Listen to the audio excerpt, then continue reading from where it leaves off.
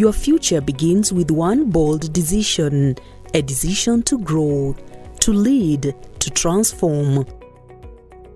Whether you've just finished high school or you are a professional ready to upskill, Tangaza University is your next step forward.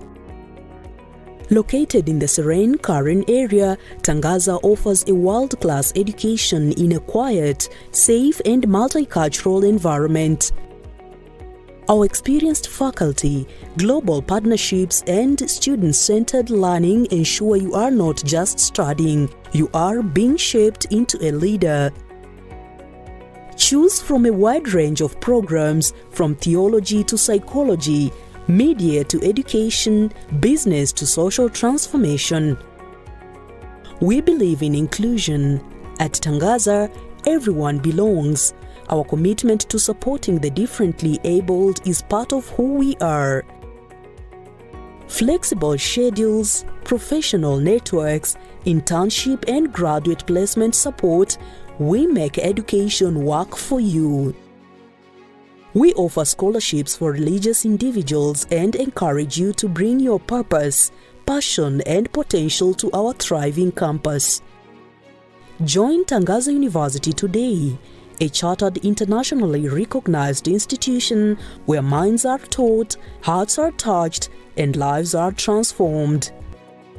January, May, and August intakes are ongoing. Follow, like, and subscribe to Capuchin TV, your staunchly Catholic identity channel.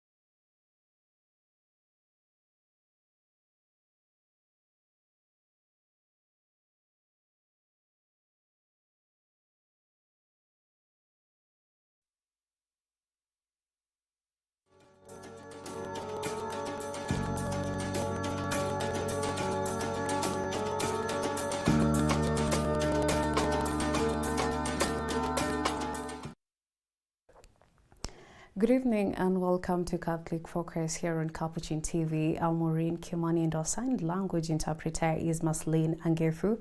Thank you for joining us as we begin with the key highlights making a difference within the church and across our communities. There was a jubilation and celebration at St. Peter's Catholic Church in Kapsabet Town, Nandi County, after Pope Leo XIV officially announced the creation of the Catholic Diocese of Kapsabet, carved out from the Diocese of Eldoret. The Pope also appointed the Auxiliary Bishop of Eldoret, John Kiplimo Lele, as the first bishop of the new diocese. The faithful received the news with great joy, describing it as a new awakening in their journey of faith. The Diocese of Kapsabet will cover parishes within the boundaries of Nandi County and is expected to strengthen pastoral services, bringing the gospel closer to the faithful and reduce the cost of traveling to Eldoret.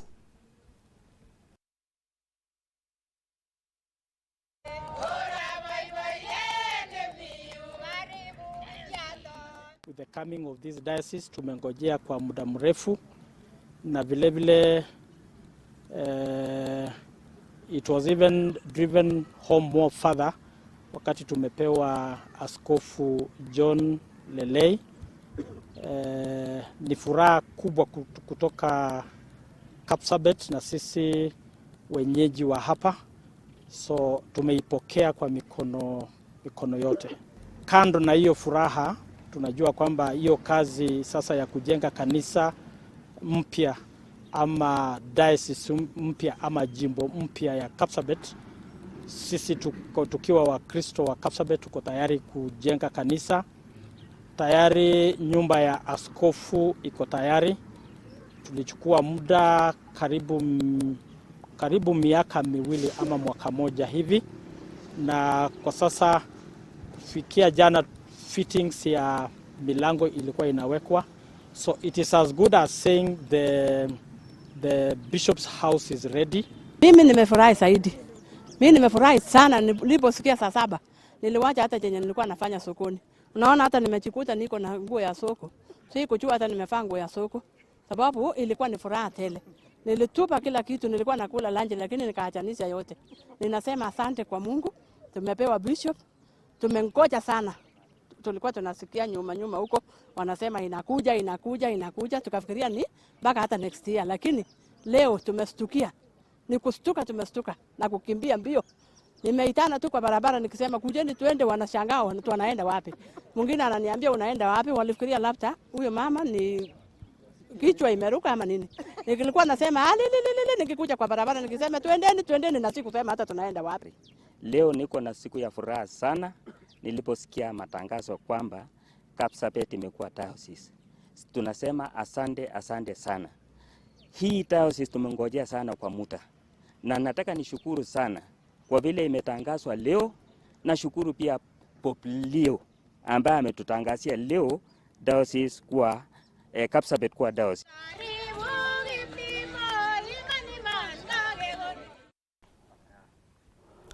The push for affordable housing in Kenya faces a major hurdle: poor infrastructure. Real estate developers are now calling on both national and county governments to invest in roads, water, electricity, and sewerage systems, key services they say are inflating housing costs. Our reporter Yvonne Onuso has more from Juja, where a new housing project has been launched. At the unveiling of Juja Phase 11, developers renewed calls for better infrastructure to support Kenya's affordable housing dream. Andrew Muthe, Executive Director of AMG Realtors, said the lack of motorable roads, electricity, clean water and proper sewer systems has made land development costly, forcing buyers to shoulder the expense. Muthe emphasized that private developers are not competing with the government, but rather complementing its efforts to reduce Kenya's housing deficit, estimated at over 2 million homes and growing by more than 200,000 units each year. Yet only around 50,000 new houses are delivered annually. What can the government probably do to help us, the private sector, to be able to extend this affordable housing program to the consumers or to the clients? Number one, infrastructure. I think infrastructure is extremely expensive. For example, in this Juja 11, we've pulled in the electricity from Kenya Power, from the road in outside the estate to ensure that every single plot has electricity. Now imagine if, and that cost is a huge cost. We've even brought a transformer. Imagine if the government enabled us to do that. If they said, okay, give us your plans. Okay, these are your plans. Yeah, are these subdivided plots? Yes. Do they have the approval? Okay, we'll put in the electricity. We'll do the road. We will do a sewer system for the people there, so that when the people come to build their homes, they're just putting a home, they connect to the sewer system, they connect to the electricity that had already been done. The road is done when the trucks are bringing in the stones and the sand and all those materials to build. The road is already done. That cost today is being borne by us as the land sellers. And then, obviously, we have to extend that cost or push that cost to the buyer. So the land then becomes more expensive than what we imagined it could be.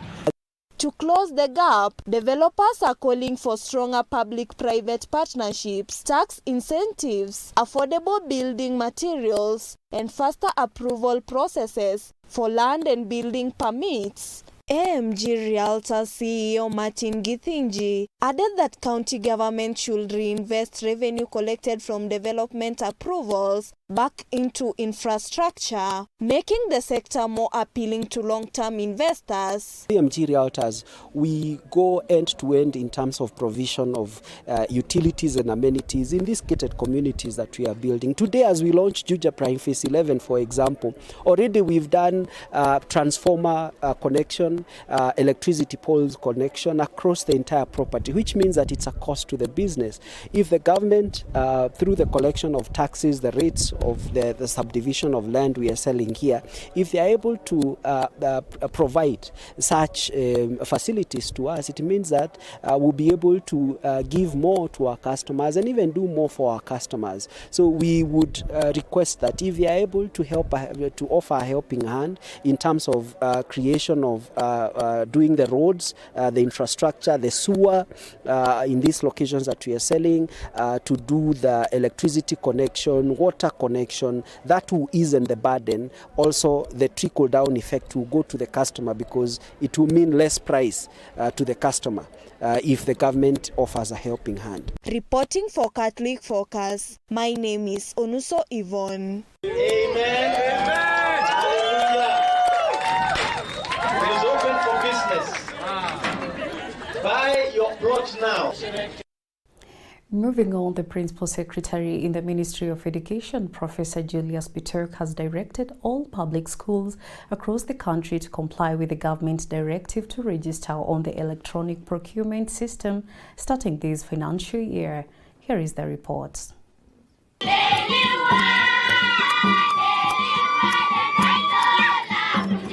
Speaking during an education stakeholders engagement forum at St. James Esumeya School in Navaholo constituency, Education Cabinet Secretary Mr. Bitok issued a stern condemnation of recent incidents involving sexual abuse between teachers and students, calling for firm action and accountability.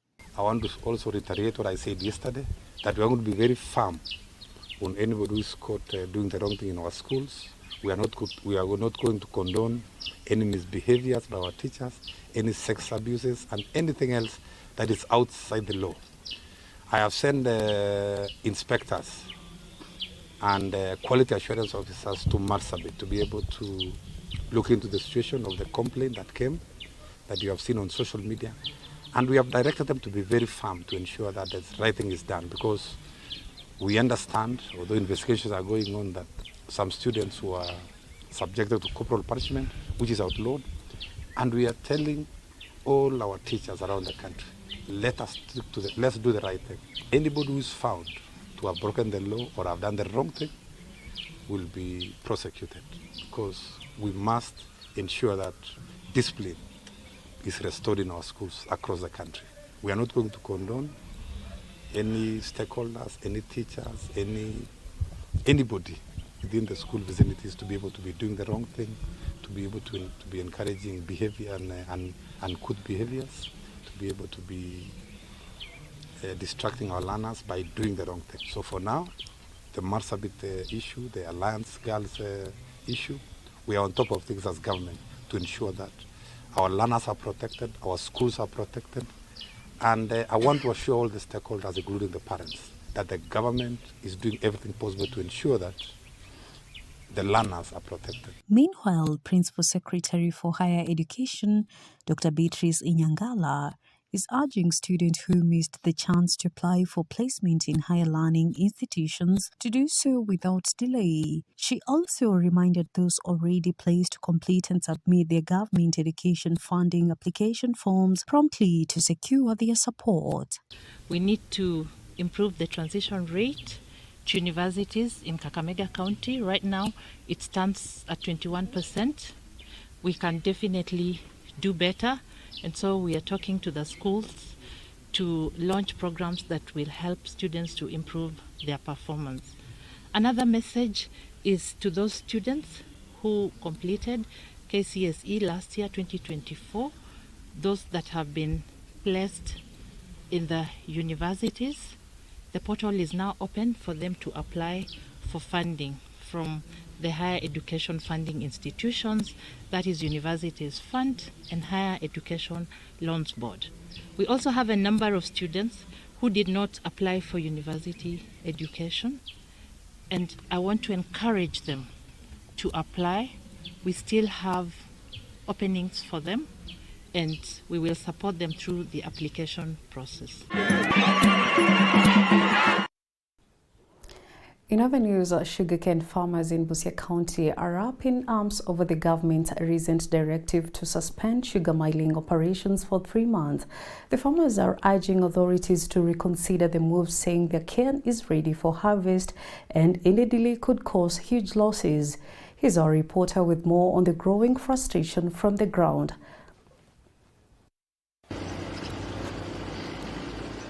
It's a bitter harvest season for hundreds of sugarcane farmers in Busia County as the government's decision to suspend milling activities for 3 months continues to spark outrage. The Kenya Sugar Board announced the suspension set to begin on July 14, citing a severe shortage of mature cane across western Kenya. The directive affects 7 sugar factories spread across Kakamega, Bungoma, and Busia counties. Wamefunga watu wa Kenya Sugar Board. Wamefunga factory zetu za huku western. Najaribu kuambia watu wa Sugar Board, tafadhali wakiwe waangalie, si wawezi funga factory zote. Kuna miwa wakulima ambao wako nazo, na ikiendelea sana itakuja haribikia kwa shamba. Ingekuwa vyema wakikuja consult viongozi, tuangalie so that iende factory by factory. Kama factory moja haina miwa, hiyo wenyewe wafunge, wakuwe na program.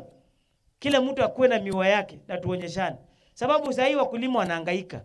Wewe umelima miwa ndio upate riziki ya kufanya mambo yako. Lakini vile wamefunga, tunataka kusukumane nao. Mimi nitawatafuta, tukae tuelewane, tuhakikishe kwamba zile miwa ambazo ziko kwa shamba na ziko tayari na hiyo kampuni imefungwa, wao wakubalie, wakuje wakate miwa, ndio wakulima wetu wapate pesa mfukoni. But for many farmers, the decision comes as a blow, especially those with already mature cane waiting in the fields. They said the government has overlooked their plight and warned that the delay could result in rotting crops, financial losses, and even job cuts in the sugar industry. The plantation you see here is around 20 acres.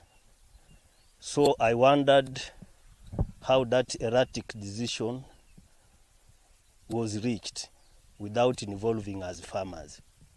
Because this is one of my farms, and I have another 2 farms of equal acreage.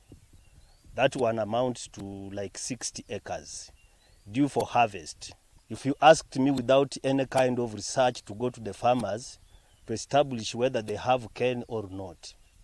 And for us farmers who are in this business, we need the money to develop our farms. We need the money to take our kids back to school. So for a decision to be reached, at least we have to be involved. Kiwanda isifungwe kabla sisi tujapata pesa ya miwa ama tujakatiwa miwa.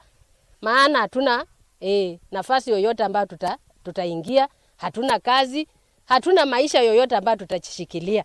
Tupate vile watoto wanasoma. wengine wako kwa nyumbani, wengine wako hata mauniversity wamefukuzwa, wengine wanatakana wafanye kozi zingine wamefukuzwa. Hatuna namna yoyote, ni hii tu shamba ndio tunategemea. Mimi mwenye kwa hapa hii ni mwezi hii ni wa 19 imekauka, iko kwa shamba. Nilikuwa tukate, ngoja mvua ipunguke wasikate siku zote kama weka 38 yasiko huku chini. Some suspect the suspicion could be a cover for millers to retract workers quietly, further worsening the livelihood of those who depend on the sector. The farmers are now calling on the government to revise the directive and allow millers to harvest mature cane while still enforcing stricter guidelines to prevent future shortages. Kwa hizo eka 2.5 hasara yenye naweza pata viwanda vikifungwa sahi ni zaidi ya shilingi 1150, ambapo hiyo ni hasara kubwa. Na mtu haswa kama mimi mkulima, kwanza sahi hata niko natoka shambani, nitalipa namna gani karo? Matumizi ya nyumbani nitajitunza namna gani nyumbani? So ndio naomba serikali at least itu consider hiyo notice ya on 14th ni karibu sana. Watuongeze kama wiki 3 au mwezi mmoja hapo mbele. Sisi kama wanyonge, maisha yetu iko chini, hakuna tegemeo, hatuna chochote yenye tunaweza tegemea. Hiyo tu ndio tegemeo letu. Serikali ingilia kati. As the standoff brews, many in the region fear this might be the start of another prolonged crisis in Kenya's troubled sugar industry. Reporting for Catholic Focus, I am Lilian Kimanthi. And that brings us to the end of this edition of Catholic Focus. Thank you for watching. I'm Maureen Kimani, and our sign language interpreter has been Marceline Angefo. God bless and have a blessed weekend.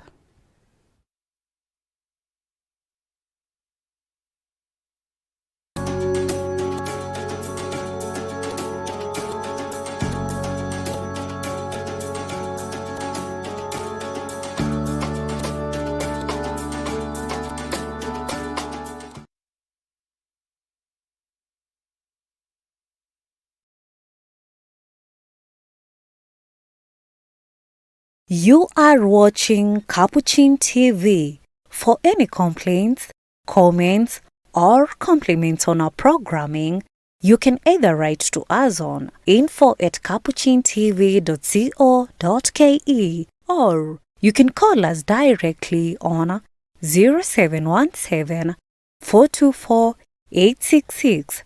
Your complaint shall be addressed within 7 days.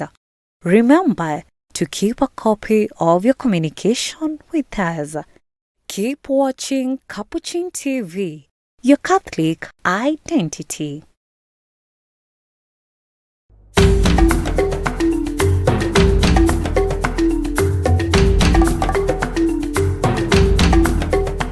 Well, hello to you, our dear viewers of Capuchin TV, and welcome to the Family Faith Show, whereby we get to interact with the youth in various ways. Let's stop judging people according to their tribes. We present to you fresh perspectives, exciting conversations, engaging debates, Bible trivia discussions, showcasing of talents such as singing, dancing, art, and so much more from guests who keep it real and authentic.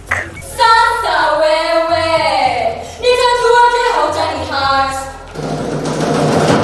It's true that man better,